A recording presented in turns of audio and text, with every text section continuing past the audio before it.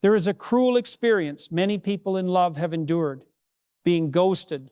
One day, they're talking to you, laughing with you, giving you every sign that the relationship still matters. And then, like a switch being flipped, they disappear. No goodbye, no explanation, no closure, just silence. And you're left alone with 100 unanswered questions and a heart abandoned. Society tells you, if they disappeared, it must mean they didn't care. And so you turn inward, blaming yourself. I must have been too needy. I must have done something wrong. I must not have been enough. But the truth is far more complicated. Avoidants don't walk away and feel free. They don't leave you behind and happily move on. In reality, they step straight into a silent psychological hell where guilt, shame, and longing torment them, though they will never admit it. Carl Jung once said, "Until you make the unconscious conscious, it will direct your life and you will call it fate." And ghosting is living proof of this. For the avoidant, disappearing is not evidence that you didn't matter.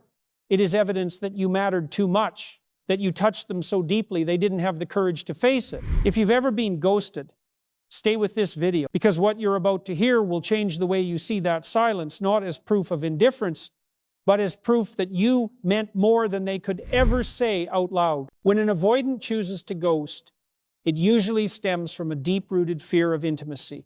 For them, whenever the relationship begins to move toward a deeper emotional connection, alarm bells go off inside. Intimacy doesn't bring comfort. Instead, it awakens old wounds, painful memories, and limiting beliefs that make them feel threatened. Rather than leaning in, they retreat, and ghosting becomes, in their mind, the simplest escape, disappearing completely to avoid the pressure of opening up. But the bitter truth is that when they vanish from your life, they don't step into freedom. Instead, they lock themselves into a silent psychological hell. In that silence, they live with brutal contradictions. They miss you, but force themselves to pretend they don't. They feel guilty for hurting you, but at the same time invent justifications to convince themselves it was the right choice. They grieve not only for what has been lost, but also for what could have been if only they had been brave enough to stay. These feelings collide and overlap, creating an inner war they can never admit out loud. And here lies the paradox. Their silence is not proof that you didn't matter. It is not indifference, nor the cold detachment you might think. On the contrary, their silence is evidence that you touched them so deeply they couldn't handle it. If you truly hadn't mattered, there would have been no need to run. Ghosting is not a denial of your worth. It is a reflection of their fear. This realization is crucial for you because many people, after being ghosted, carry deep wounds, blaming themselves with thoughts like, maybe I wasn't enough. But the truth is the opposite. You mattered so much that your presence forced them to face their greatest fear, the fear of stepping into real love. And because they lacked the courage to continue, they chose destruction. The price they pay is an ongoing psychological torment. And you, once you understand this truth, will no longer mistake their silence as evidence of your inadequacy. Instead, you'll see it for what it is, a mirror reflecting their fear, not your lack of worth. In the previous part, we saw the hidden truth behind ghosting, that the avoidant doesn't leave in indifference, but pushes themselves into a silent psychological hell. But that hell is not merely silence or loneliness. It is a series of complex, conflicting, tormenting emotions they never dare admit to anyone. These are layers of feelings buried beneath a mask of coldness, and it is precisely these emotions that reveal the truth. You once mattered more than they could ever say. 1. Liberation mixed with self-loathing. The very moment they leave, the first feeling that rushes in is usually relief, like someone drowning underwater suddenly surfacing, gasping for the air of freedom. In that instant, they feel released from the pressure of showing up, of facing your emotions, of handling the complexity of a real relationship. Breaking free makes them feel as though they have just laid down a massive burden. Yet, this feeling does not last. Only a few hours or days later, the relief turns into a frightening darkness, self-contempt. They look at themselves and see cowardice. Clearly, instead of choosing to face it, they chose to run. Instead of choosing maturity, they chose avoidance. And in that self-interrogation, they feel small, weak, betraying even the very image they always wanted to keep. Strong, independent, self-sufficient.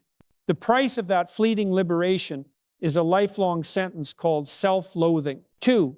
Obsession with the last memories. Contrary to their cold exterior, their mind is anything but calm after leaving.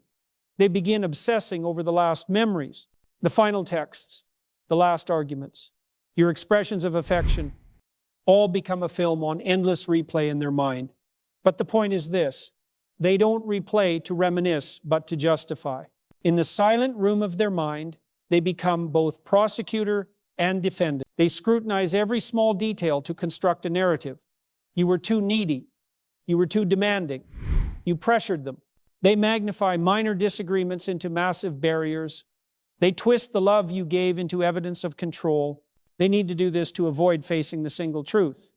They left not because you were wrong, but because they were afraid. And, ironically, the very fact that they must replay it endlessly to convince themselves is proof they never truly believed that justification. 3. The phantom limb of emotions. If someone loses an arm, they can still feel pain, itching, or numbness in the limb that no longer exists. That is called phantom limb syndrome. For the avoidant after ghosting, the same happens emotionally. They remove you from their life, but still feel your presence like a missing body part. They pick up the phone and almost instinctively want to text you. They pass by a familiar cafe and suddenly see the image of you sitting there. They hear an old song and their heart sinks, as if you were still beside them. All of these are proof of one truth. You had become more a part of their life than they ever dared admit. But because admitting this pain would mean confessing they needed you, they choose denial, suppression, and pretending not to feel. Yet denial does not erase it. It only turns the pain into an underground wound, always throbbing at the most unexpected moments. 4. Anger at their own emotional needs. One of the greatest conflicts the avoidant faces after ghosting is anger toward themselves. They are furious that they miss you, that they need you, that they feel emptiness without you. To them, having emotional needs equals weakness. They have built an entire life on the belief that they need no one, that they are independent, that they stand strong alone. Yet the feeling of losing you shatters that illusion. In that rage, they dare not let it out, because that would reveal vulnerability. They turn the anger inward, making it self-punishment. They tell themselves, "Why do I care? Why do I need love?" And the more they deny, the lonelier they become. This anger does not release. It becomes shackles, sinking them deeper into emotional isolation. 5. The fear that you have truly moved on. This is one of their most silent yet intense fears.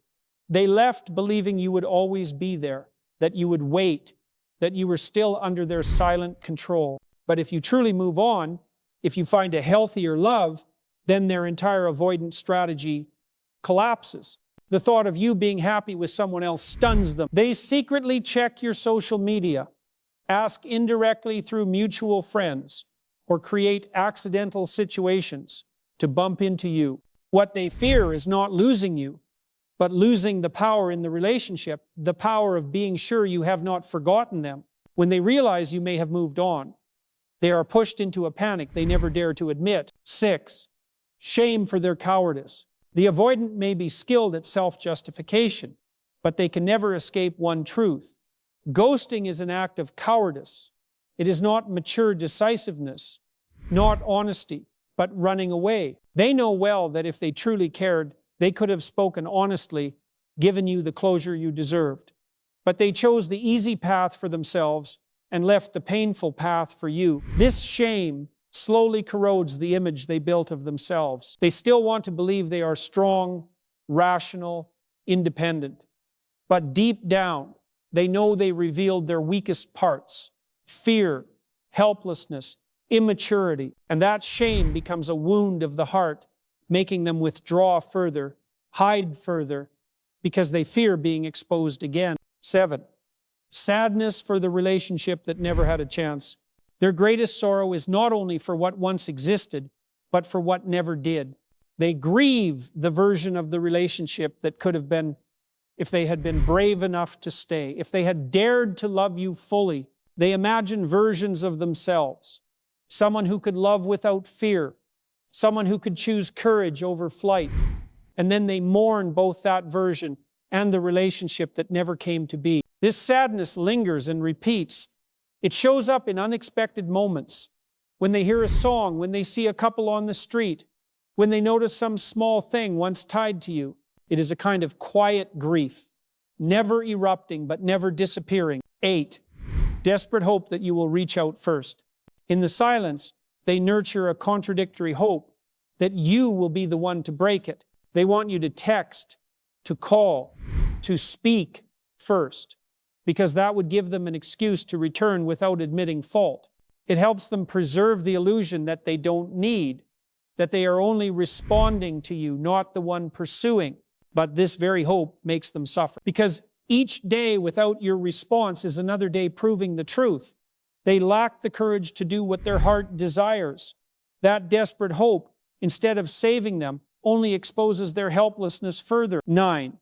Realizing they have become the villain in your story. Finally, as time passes, they gradually face the most painful realization. They have become the villain in your story. They are the reason you lost faith, the reason love became a dangerous place. They became evidence of pain, not healing. This shatters the illusion they once built about themselves, that they were only protecting themselves, that they weren't hurting anyone. But the truth is exposed. Ghosting doesn't just end a relationship, it can leave lasting scars in the other person's heart. And when they realize this, it is the moment their ego cracks. They may try to justify, may tell themselves, you will be fine. But deep inside, they know they left a wound, and that is the truth they must carry for life. When you understand this, you come to see a painful yet liberating truth. Their silence is not strength, but suffering in disguise. The avoidant often carries a deep fear of being hurt, so instead of facing it, they choose to disappear. But this act of disappearing is not the cold indifference you imagine. It is the sign of a brutal inner war, a war against emotions they cannot name, a war they are destined to lose. Their cutting off contact does not mean you are insignificant. On the contrary, it means you mattered too much. You touched a place they have always tried to keep hidden, the fragile, vulnerable part of themselves they fear others might see. To protect that part from imagined harm, they build a wall of silence. Yet within that silence, they are trapped by longing, regret, and the shame of their own cowardice. Ghosting is not proof that love was absent. It is proof that love was too powerful, so powerful that it broke down the walls they had carefully built to shield their heart, so powerful that it forced them to confront a buried part of themselves, the longing to be attached, to be loved, to be seen. And instead of bravely stepping into that love, they chose to flee. Here lies the bitter paradox. To escape love, they would rather torment themselves than dare to step forward. They choose loneliness as a poison easier to control than the closeness that carries risk. They choose the familiar darkness instead of the light that might reveal their wounds. But in that choice, they are never truly free. They create only a silent hell to live in while you, though wounded, are the only one who has the chance to walk forward and heal. The most important truth you need to remember is this. This truth is for you, not for them. You do not need to wait for them to admit their mistakes, nor do you need them to return just to validate your worth. Understanding what the avoidant goes through is not about justifying the pain they caused. It is about recognizing that you truly mattered, that you touched the deepest parts of them, and that is why they were so afraid they had to run. Always remember, their silence is never a measure of your value. It only reflects their limits and their fears. You are still someone worthy of love, worthy of care, and worthy of a relationship where love does not have to fight against avoidance. This is your moment to turn back to yourself. Invest your energy in healing, in relationships that bring you safety, and in your own growth. The more you honor yourself, the less you will be hurt by those who cannot stay. And you will come to see their disappearance is not an ending, but a comma, a pause that opens a new chapter where you walk freely, no longer chained by someone else's fear, TOD. If you found this video helpful, share it with others who are hurting from ghosting. Let them know the avoidance disappearance does not erase your worth, it only mirrors their fear. And it is you, not them, who holds the power to decide the next chapter of your heart's journey.